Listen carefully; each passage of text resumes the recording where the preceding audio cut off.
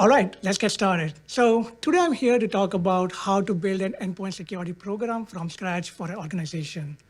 I got a lot to cover here today, so let's just quickly get started. Some of the things that I will be talking about today is why it is important to have an endpoint security program. Then I'll talk about what are endpoints and why determining your scope important. Talk about security threats in this space, program goals, creating a maturity model, talk about identifying your key stakeholders, and lastly, I'll talk about how the execution of this program would look like. Great. So before I dive deep in the topic, I want to briefly introduce myself. My name is Nishith. I currently work at Netflix, where I lead their endpoint security program. I got it over a decade of enterprise security experience by working in different companies and education institutions like Harvard, Salesforce, to name a few. All right. So you must all be wondering, like, why it is important. Why does my company need to have an endpoint security program? Why do I need to build something? I got enough things to worry about.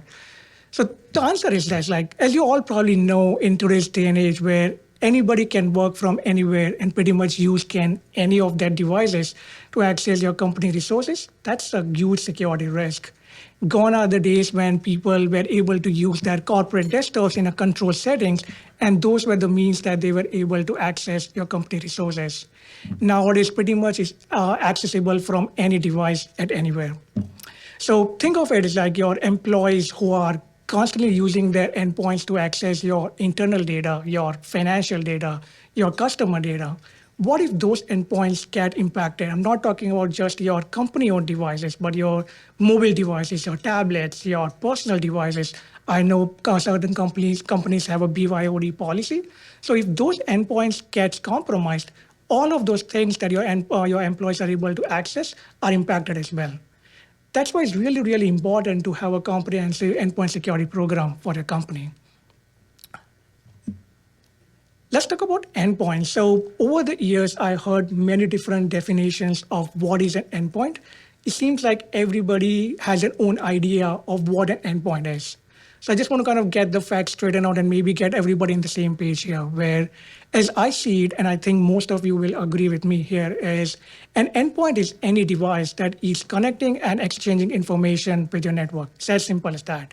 Some of the endpoints that you can think of is your like physical servers, your virtual servers, your mobile device, your tablets, your laptops, even your smart devices such as your printers, your smart watches. Everything is an endpoint in my book. I also seen like people misrepresenting endpoints such as like you have API endpoints in your company. Those are not technically your endpoints. I'm talking about more, which is exchanging information through devices and stuff like that. So with that in mind, there are some things that are some sort of a prep work they will need to do for the implementation of this program, which is really critical for the success that you're trying to build here. The first thing in this prep work is scope. You need to determine your scope as early as possible. As I was mentioning you earlier in the previous slide, there are many different kinds of endpoints available in the market. You have your traditional endpoints such as your desktops, laptops, tablets. You have your non-traditional endpoints such as your printers, cameras, etc. You need to identify your scope earlier in the program. It will help you with a couple of things. First, it will help you prioritize on maybe like kind of envision you where your risk lies within the company, and also help you understand which technologies and processes you need to invest in to either reduce or eliminate this risk.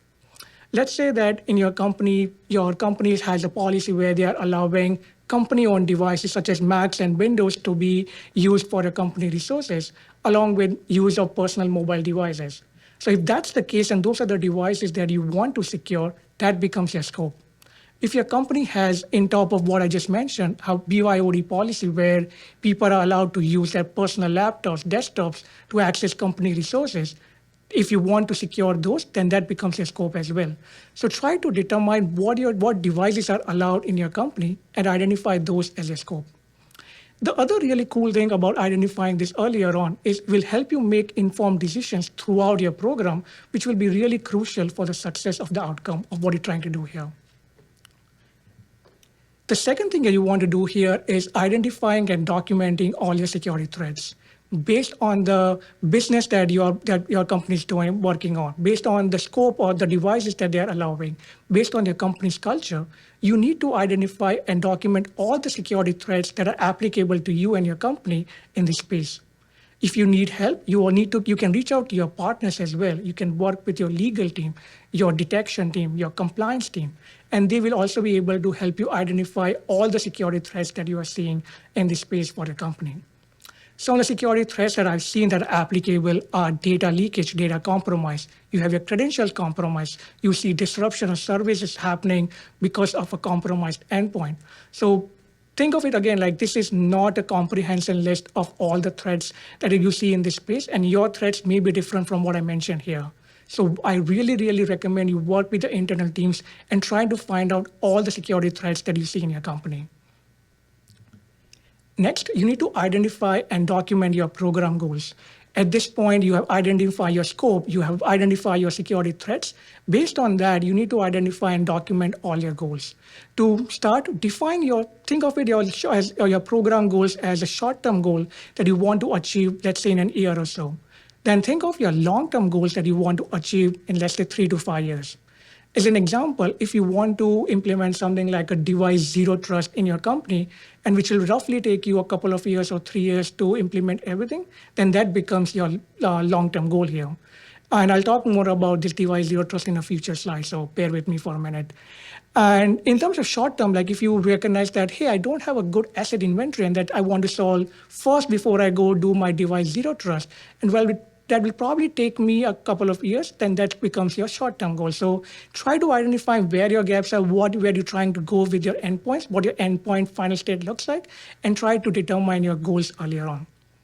The other thing I recommend while identifying your goals is also have some kind of tracking in place. With this tracking, you will be able to do a couple of things. One is you'll be able to measure the progress that you are going to be making which of these goals. And second, it also help you envision whether you'll be able to achieve these goals in a committed time frame or not. So apart from identifying goals, also have some kind of tracking in place as well. Next, I highly recommend you create a maturity model for the endpoints, something like I've shown in the slide here as well. So creating a maturity model will help you really understand where you currently stand in terms of maturity for your endpoints. As you probably would know that you may be more mature in some part of your controls in endpoints and less so in others. So have this kind of maturity model created while you're implementing or designing this program. Apart from assessing or giving you an idea of where you currently stand, it can also pinpoint where you have the biggest gaps within a certain control. And that's where you will be able to kind of prioritize, get your resources to fix those gaps first. As you see in this slides, I've included an example where on the leftmost side, you have some of the controls that you may want to implement for this space, and then I've defined various levels for each of this. When you think about like implementing something, you may not be able to go from 0 to 100 in one go for some of these controls. You may be trying to reach some milestones and you may be already there in certain ways or form. And that's where you kind of want to achieve your final goal. So these labels are defined in that way, where you have your milestones, which are represented by level 0, level 1, level 2, and then you have your final goal, which is your level 3 here. Apart from assessing your current state through this maturity model, you'll also be able to envision what your final endpoint state would look like here. Let's say you implemented all these controls and you are at the final level of this level 3. That's what your final endpoint state would look like. You can communicate to your leadership team, your other teams, that this is what I want to achieve in, let's say, 3 years and 5 years if I'm able to do everything what I mentioned to do here. Lastly, in this section is going to be stakeholder management. Try to identify your key stakeholders as early as possible. You will not be able to go further in this process without your help of your key stakeholders. So I highly recommend you spend some time, identify your key stakeholders, and get some commitment in terms of time and resources to help you out with the implementation of this program. I'm not saying that it's going to be an easy ride and everybody's going to agree with you from day one, like, hey, yeah, let's do this thing, let's implement, I'm going to give you all the resources. You will have your own challenges. If you do that, don't be worried about it. Talk to your managers, talk to your executive sponsors, talk to their teams for that matter, and try to find a middle ground why they are hesitating into not committing resources on what you're trying to solve here. Some of the teams that I worked in the past came from my security team, my corp ID team, my support teams, my legal. That's where I found my gem. That's where I found my all-star team members. So these members are going to be around, and you need to kind of find out and work with them.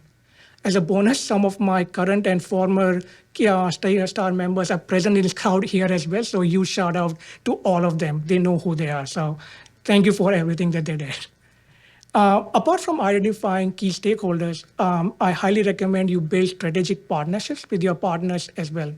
There may be, for example, a different group within a company who's trying to solve a different problem than yours, but they want to implement a similar set of technologies, processes on what you're trying to do here. So try to identify opportunities like this and work closely with them as much as possible. It will help you achieve two things. One, it will help you maximize the use of your resources efficiency-wise. And second, it will help you reach your goals in a much faster way. So try to do this kind of stuff when you're trying to think about your key stakeholders, when you're trying to build these strategic partnerships. All right, so in the execution, let's say you did everything. You did all your scope identification, you did all your security threats, you found out what those are, you found your key stakeholders and got commitment. Let's talk about how the execution of this program would look like. The first step in this process is getting and creating accurate asset inventory for your company. It's all the devices that are connecting your organization and which are being able to access your resources. You need to have an asset inventory for your company. It's a saying, right? Like you won't be able to secure devices that you don't know of. And that's basically precisely this asset inventory will help you out with. This asset inventory will help you out with two key things. One, it will help you better understand your threat landscape for a company, and will also help you understand and design security controls that you need to implement based on those threat landscape.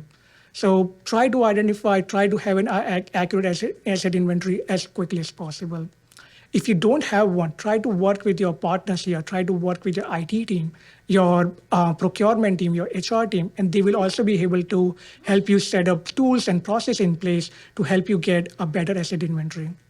There are also many tools that are available now in the market. You have your agent base, which gets deployed on all the devices, through which you are able to collect device telemetry, and that becomes your foundation for your asset inventory. Then you have your network-based agents, which are constantly scanning your network traffic, and based on that, trying to infer your device-level information. And lastly, you have your browser extension-based softwares available, which are installed on all your browsers and will also be able to work in a similar way as your agent-based, where where they're able to collect device-level information for the asset inventory. The one benefit that I see with browser-based is those are really lightweight. If you're worried about your performance and things like that, that comes with agent, this is a solution that you might want to look into. The second thing I want to mention here is prioritization. You need to have some kind of prioritization methodology when you're trying to implement something from this program. It's really important to have this method so that you are able to have your resources used in a more efficient way so that you can bring down your risk for the company in a more meaningful way. One of the prioritization methods that I've used in the past is through a risk-based approach, where I try to identify my riskiest users in my company. I try to look at things like what teams that they are part of, what position they are in, what kind of access they have. I look into my security factors like, hey, is this user been when I'm trying to do a phishing exercise, how many times this user has failed this exercise? What are the security incidents and threats that have happened in my company, and what users were part of that thing and what caused this incident in the first place? So try to work with your partners, try to work with your detection team, through threat intel team, and they will be able to help you pull up these numbers. Second in the list, I try to identify my riskiest device. I try to look for whether the device is a personal owned or company owned, whether it's enrolled in endpoint management or not, what security tools are present, what kind of data is present, does it have any secrets on it? If those answers come yes, then that becomes my riskiest device. I try to combine these two data, like you have your riskiest users with your riskiest device, and that gives you a prioritization list. The main beauty of this thing is you don't have to use this prioritization just for your endpoint related stuff. You may be having your different initiatives, like you may be looking for compliance training, you may be looking for passwordless in your company. You can pretty much use the same method for other initiatives as well. Third thing in this list is endpoint management. So for folks who doesn't know, it's a process of managing and securing your endpoints. The process is really important as it will help you secure your information that's stored on the device and the device itself as well. There are many commercial off-the-shelf products available now in the market, so you don't need to reinvent the whole wheel. They're like Jamf and Intune and Google MDM. But these products are really specific to the OSs that they support. So if your company is only using Mac and Windows, then you can pretty much use like Jamf and Intune, and Google MDM will not work because it only supports on Chromebooks. So it's really critical to identify your scope and the asset inventory earlier on that can help you make informed decisions just like this: what products you need to buy, what technologies will be supported on your devices. There's a common notion that MDMs are generally used for increasing productivity for zero-touch provisions, but it can also do much more things than that. It can help you with your fleet visibility. It can help you with your secure by default controls. It can help you for incident response activities. The other thing it can help you out with too is doing a remote lock and wipe. Let's say in an event, an employee loses their device or a cell phone in a conference or in train or something happens, you can issue a remote lock and wipe, whatever you want to do at that point, and MDM is a solution that can help you out with that. The next thing is security tools and configuration. Let's say you identify some of the biggest security threats in your company, and you are in the process of either eliminating or reducing it. So you may be looking at, hey, I want to implement a new control or a new process or a new configuration. Before you dive deep into that process of researching a new vendor or a new configs or something like that, try to gather enough requirements or all the requirements from all your key stakeholders. I'm not just talking about security requirements here. I know we are a security person here, but there are also like different kind of requirements. You have your operational level requirements, you have your performance level requirements. So try to work with your system engineering team, your support teams who are going to be impacted with these new changes that you're trying to work, and gather all those requirements earlier on. Let's say you've done all those stuff and you are able to identify all your key requirements. The next step in the process is to identify your key vendors, like which vendors are able to solve this problem I'm trying to go after, and which of them are able to satisfy most of my requirements. While doing research, it's very common that you may not find a single vendor, and that's okay. You can work with the engineering team, get those built in-house, and that's the whole notion behind like buy versus build. Like if it's something available, it's appropriate, you may want to go with that, and it's not, you may want to build something custom in-house. There's nothing wrong with each of them. There's only like pros and cons with each of them. So you just need to confirm with those, like what is going to make more sense for you. After you identify a couple of vendors that going to help you out with this problem, try to run a quick POC, try to test it out on your testing machine and see if everything is working as intended or not. There may be things that may not be able to, some vendor not able to satisfy versus somebody who's trying to get you, may be able to solve your problem, but not able to satisfy some of the requirements. So try to run a quick POC and see which one vendor makes sense for you.